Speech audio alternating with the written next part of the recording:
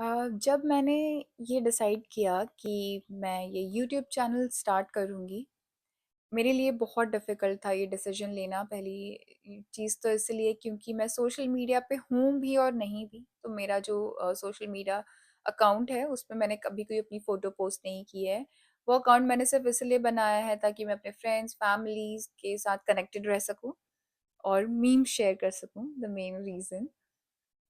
पर जब मैंने ये सोचा कि मुझे यूट्यूब चैनल बनाना है जहाँ पर मैं लोगों की मदद करना चाहती हूँ और मैं सिर्फ कनाडा में हूँ, तो मैं ये नहीं चाहती कि मैं सिर्फ कनाडा के लोगों की मदद कर सकूँ। बट उसके बाहर भी जितने भी लोग हैं जिनकी प्रॉब्लम्स अगर मैं समझ सकती हूँ और मैं उस चीज़ को ठीक करने के लिए कुछ भी कर सकती हूँ, तो मुझे वो चीज़ की क्लैरिटी थी कि मुझे यही करना है। पर ये बहुत डिफ़िकल्ट था कि मैं कैसे वहाँ पर खुद को सामने रखूँगी। मैंने कभी इस तरह से सोशल मीडिया पे ना फ़ोटो पोस्ट की है, ना कभी वीडियोज़ बनाए हैं। तो वो जो डिफ़िकल्ट पार्ट था, वो धीरे-धीरे आप देखेंगे, मैं अभी भी सीख ही रही हूँ, मैं उस पे काम कर रही हूँ।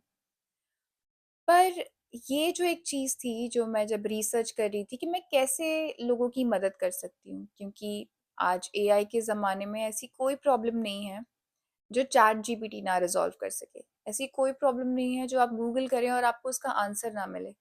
सो मैं सोच रही थी कि मैं ऐसी किस तरह की इन्फॉर्मेशन या क्या मैं ऐसा कुछ कर सकती हूँ, जो शायद आपको कहीं और नहीं मिलेगा। तो जब मैं सोच रही थी इस बारे में, तो मुझे समझ में आया, मान लीजिए एक एग्ज़ाम्पल लेते हैं कि कोई है जैसे स्टेज पे खड़े रह के स्पीच देना या प्रेज़ेंटेशन देने में बहुत डर लगता है। तो अगर वो गूगल करेंगे या मान लीजिए चैट जीपीटी पे अगर वो डालते हैं, तो उन्हें पूरे स्टेप्स मिल जाएँगे कि आप खुद की स्पीच पे काम करें, आप खुद को रिकॉर्ड करें, आप देखें कि आप क्या-क्या गलतियाँ कर रहे हैं, गलतियों पे काम करें, उसे और बेहतर करें। तो एक बार अगर आपका स्पीच पे कंट्रोल आ जाएगा, आप बेटर कम्युनिकेट करने लग जाएँगे, तो आपका कॉन्फिडेंस आ जाएगा। फिर धीरे-धीरे दोस्तों के सामने कुछ छोटे-छोटे प्रेज़ेंटेशंस या उनसे कुछ टॉपिक डिस्कस करिए, ग्रुप बढ़ाते जाइए, तो धीरे-धीरे आपका जो स्टेज फ़ियर है, लोगों के सामने बोलने का जो ये फ़ियर है, वो कम हो जाएगा और ऐसे प्रैक्टिस के साथ एक दिन आप बिल्कुल स्टेज फ़ियर से फ्री हो जाएँगे और आपको ऐसा कोई फ़ियर नहीं रहेगा। सुनने में ये बहुत सिंपल लग रहा है, बट हम सबको पता है कि जो इम्प्लीमेंटेशन है, वो कॉम्प्लिकेटेड है।